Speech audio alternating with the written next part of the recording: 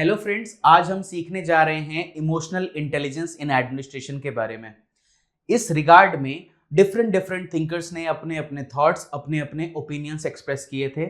आज हम उन्हीं ओपिनियंस को और उन्हीं थॉट्स को उसको डिकोड करने जा रहे हैं कि इन थॉट्स का मतलब क्या है और किस तरह से हमारे एग्जाम के पर्पस से और हमारी लाइफ के पर्पस से ये हमारे लिए उपयोगी साबित हो सकते हैं। तो आइए शुरू करते हैं। और इस रिगार्ड में सबसे पहले हम पढ़ने जा रहे हैं फ्रेडरिक विंसलो टेलर को। हाँ जी, तो फ्रेडरिक विंसलो टेलर ने साइंटिफिक मैनेजमेंट का प्रिंसिपल दिया। किसका प्रिंसिपल दिया? साइंटिफिक मैनेजमेंट का प्रिंसिपल दिया। और इसमें इन्होंने सबसे ज्यादा टाइम को एलिमिनेट करके मोशन बेस्ड और यूटिलिटी बेस्ड ज्यादा से ज्यादा आउटपुट निकालने के लिए एफिशिएंसी इंक्रीज करने का प्रिंसिपल दिया, है ना। He propose that by optimizing and simplifying job, है ना, productivity would increase. He also advanced that the idea that workers and managers need to cooperate with one another, कि workers और managers अगर एक दूसरे से cooperate करेंगे तो काम करने की productivity आपकी increase हो जाएगी और आपका efficiency बढ़ जाएगा। टेलर बिलीव करते थे कि सारे जो वर्कर्स हैं they are motivated by money. ध्यान दीजिएगा, इनके हिसाब से वर्कर्स एक ही चीज से मोटिवेटेड होते हैं, बाय मनी। यानी इनके हिसाब से वर्कर्स की इमोशंस वगैरह को इन्होंने ना केवल सेकेंडरी बल्कि कोई भी जगह नहीं दी। इनके हिसाब से वर्कर्स एक ही काम से मोटिवेटेड होते हैं, वो चीज है पैसा। पैसा दो, काम करो। और ये जो आप कहते हैं जॉब सेटिस्फैक्शन और ये सब टर्म्स इनके बुक में एग्जिस्ट नहीं करते थे। He promoted the idea of a fair day pay for a fair day's work, यानी if no work then no pay, काम करिए पैसा लीजिए। इनका प्रिंसिपल इसी रिगार्ड में कहता है। नेक्स्ट, इन्होंने कहा रूल ऑफ थंब। इन्होंने एक रूल ऑफ थंब दिया और एक सिंपल हैबिट या कॉमन सेंस। एंड इन्होंने कहा कि अगर हम साइंटिफिक मेथड्स को यूज करेंगे तो प्रोडक्टिविटी अपने आप बढ़ जाएगी, है ना। इन्होंने कहा कि हमें मोस्ट इफिशिएंट वे ढूंढना पड़ेगा। There is one best way to perform a task. एक बेस्ट वे होता है और उसी में हमें टास्क को परफॉर्म करना है। Rather than simply assign works to any job, match workers to their job. यानी आप जॉब जो जिसमें बेसिकली जिसकी इफिशिएंसी जिस वर्क में ज्यादा है उसको वो जॉब असाइन करिए और वो बेस्ट वे में वो जॉब कर लेगा, ठीक है। And train them to work at maximum efficiency, ठीक है। जिसकी जो कैपेबिलिटी है उसके हिसाब से उसको वर्क असाइन कर दीजिए। जिसमें वो ज्यादा एफिशिएंट है, जिसमें ज्यादा मोटिवेटेड है, वो जॉब उसको असाइन कीजिए और उसको कंटिन्यूअसली ट्रेन कीजिए। उस वर्क को करने का बेस्ट वे सिखाइए और अल्टीमेटली उस जॉब को वो बेस्ट वे में परफॉर्म कर देगा, है ना। Monitor workers performance and provide instructions and supervisions to ensure that they are using the most efficient ways of working. यानी इनके हिसाब से वर्कर, एक अच्छा वर्कर वो होता है who just follows the orders and does not initiate any action on its own। तो टेलर के हिसाब से सिंपल क्लैरिटी थी इनको कि भाई साहब जो भी वर्कर है उसे जो जॉब असाइन होगा उसी जॉब को करेगा और उसमें कोई अपने हिसाब से नया जॉब इनिशिएट ना करे। वर्कर का काम बस रूल को फॉलो करना है, रूल बनाना नहीं है। तो कोई आइडियाज देने के लिए कोऑपरेशन का भाव इसमें इन्होंने कोई जगह ही नहीं दी। Allocate the work between managers and workers that the managers spend their time planning and training, allowing the workers to perform their task efficiently। इन्होंने सीधी सीधी बात कही कि मैनेजर्स का काम होना चाहिए वर्कर्स के वर्क को देखना, उसको मॉनिटर करना, असेस करना एंड उसके अकॉर्डिंगली उनको नए वर्क्स असाइन करना। और जहां जहां वो कम हो रहे हैं, जिस जगह पे उनकी एफिशिएंसी कम आ रही है, वहां उनको और बेहतर वे में ट्रेन करना, है ना। तो आगे बढ़ते हैं। फिर इसके बाद आते हैं मैक्स वेबर। इन्होंने ब्यूरोक्रेसी के लिए एक 6 प्रिंसिपल्स दिए थे। तो इनके ये प्रिंसिपल्स वन बाय वन हम देखते हैं। सबसे पहले इन्होंने कहा कि एक हायरार्की एग्जिस्ट करेगी, एक फॉर्मल हायरार्किकल स्ट्रक्चर एग्जिस्ट करेगा। For example let's say MD, है ना, ये होगा एमडी। एमडी के बाद यहाँ पे सीईओ, सीएफओ, सीएमओ। इसके बाद यहां आते हैं आपके मैनेजर्स और मैनेजर्स के नीचे आएंगे आपके वर्कर्स। तो ये 4 इन्होंने जैसे बेसिकली हायरार्की सेटअप करने को कहा।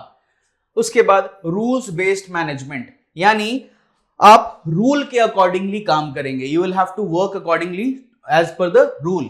Therefore, the lower levels seamlessly execute the decisions made at higher levels. यानी इस जो वर्कर का काम डिसीजन मेकिंग नहीं है, इनका काम डिसीजन को फॉलो करना है, इनका काम रूल बनाना नहीं बल्कि रूल को फॉलो करना है। और याद रखिए जो कम्युनिकेशन भी होगी यहां से यहां, यहां से यहां और यहां से यहां होगी, ये डायरेक्टली यहां से यहां नहीं जा सकता। ये आप आर्मी में बहुत अच्छी तरीके से देखते होंगे, जिसको बोलते हैं straight line method of communication. आप कम्युनिकेशन में वर्कर डायरेक्टली जाके एमडी से बात नहीं कर सकता, ठीक है।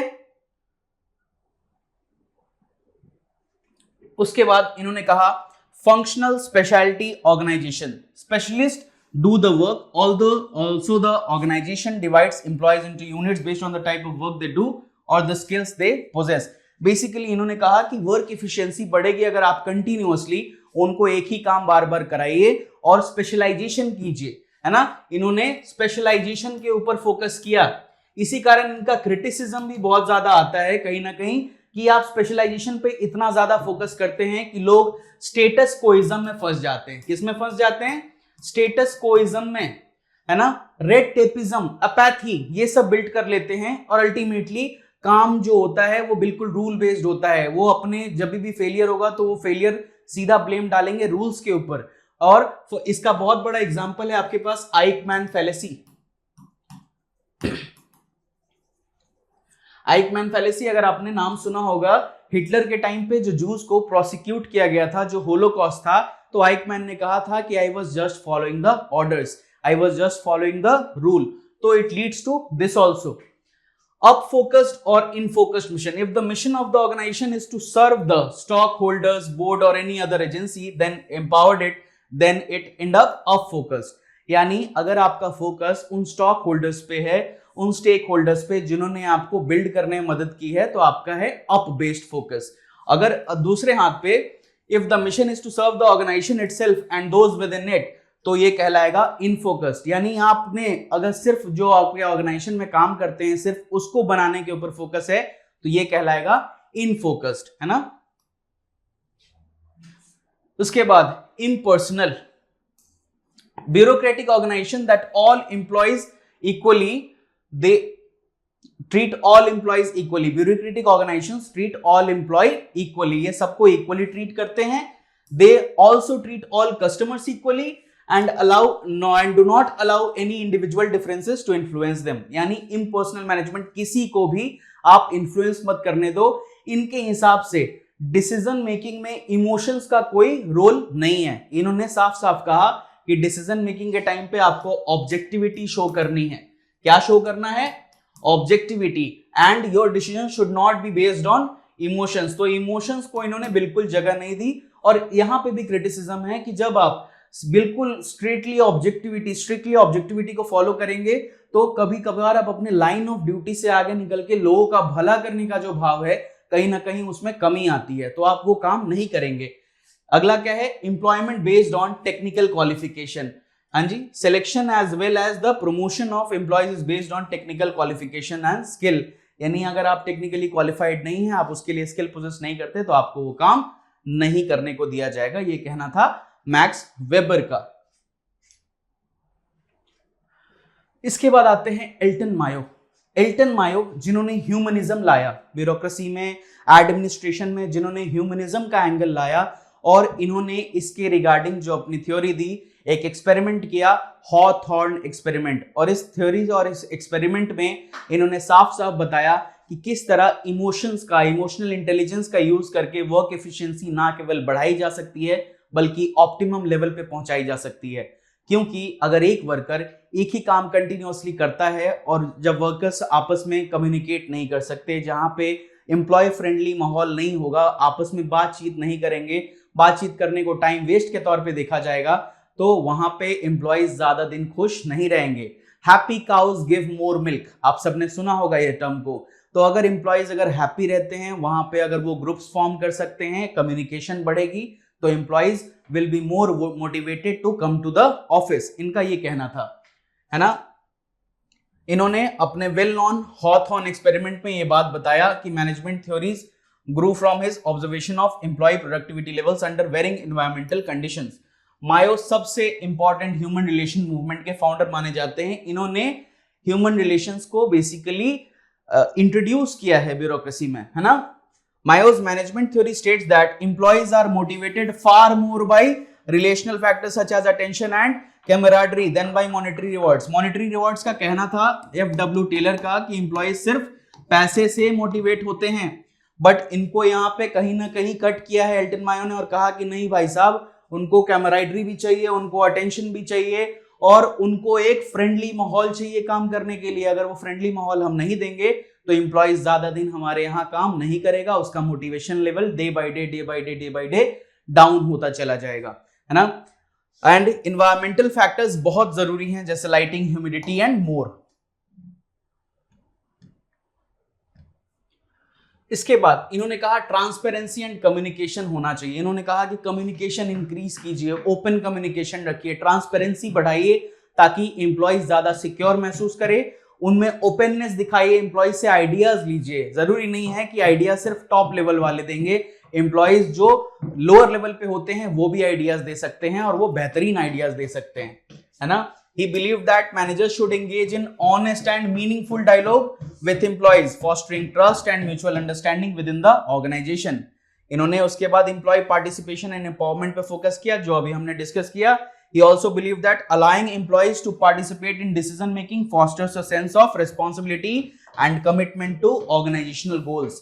अगर आप उनको include करेंगे decision making में तो employee will feel more focused on his job, he will feel a sense of responsibility and then he will also let the organization grow along with himself. हाँ जी। इसके बाद इन्होंने ह्यूमन डिग्निटी के ऊपर काफी focus किया, ह्यूमनिज्म लाया। मैं बार बार कह रहा हूं ह्यूमनिज्म के एस्पेक्ट को सबसे ज्यादा फोकस किया है एल्टन मायो एट एल ने, यानी Elton Mayo and his associates in his Hawthorne experiment.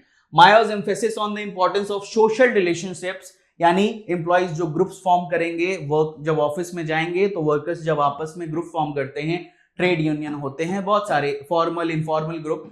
Formal में जैसे ट्रेड यूनियन और इनफॉर्मल ग्रुप यानी 4 लोगों का एक ग्रुप होता है, जो लोग साथ में चाय पीने जाते हैं, जो लोग साथ में डिस्कस करते हैं। तो ये होना बहुत जरूरी है। Employee morale reflects a fundamental aspect for dignity of individuals in the work place, यानी आपको वो जगह एम्प्लॉयज को देना जरूरी है। He recognized that employees are not mere resources.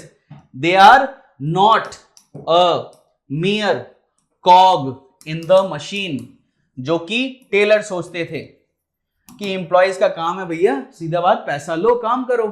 इन्होंने कहा ऐसा नहीं है, they are more than that. They are more than that. They are not mere resources and complex individuals. Employees are complex individuals जिनकी कुछ social and emotional needs भी होती है, deserving of respect and consideration. ठीक है, इसमें आप अगर देखेंगे नीड हायरार्की थ्योरी एक दिया था एब्राहम मास्लो ने, need hierarchy theory Abraham Maslow ने, कि इंसान की डिफरेंट नीड्स होती है ना। बेसिक नीड्स से सेल्फ एक्चुअलाइजेशन नीड्स का एक प्रॉपर हायरार्की दिया था उन्होंने, कि सबसे पहले रोटी कपड़ा मकान, फिर उसके बाद इंसान को सिक्योरिटी नीड्स होती है, फिर उसके फैमिली नीड्स होती है, उसके बाद उस सोसाइटी में रेस्पेक्ट चाहता है, and then he goes to self actualization needs, कि किस पर्पस से उसका जन्म हुआ है, क्या करने के लिए, देन ही फाइंड्स। तो अलग अलग नीड्स होती है एम्प्लॉयज की apart from monetary. He emphasized the need for managers to create a supportive and inclusive work environment whereby all the employees feel valued and treated fairly regardless of their position on background. Doesn't matter कि आपके पास हवलदार आए, आपके पास थानेदार आए, आपके पास जिला का commissioner आए, आप सबको एक ही तरीके से ट्रीट करेंगे, सबको रेस्पेक्ट के साथ, सबकी इज्जत भी होनी चाहिए। हर इंसान की एक अपनी इज्जत है and every employee deserves that respect.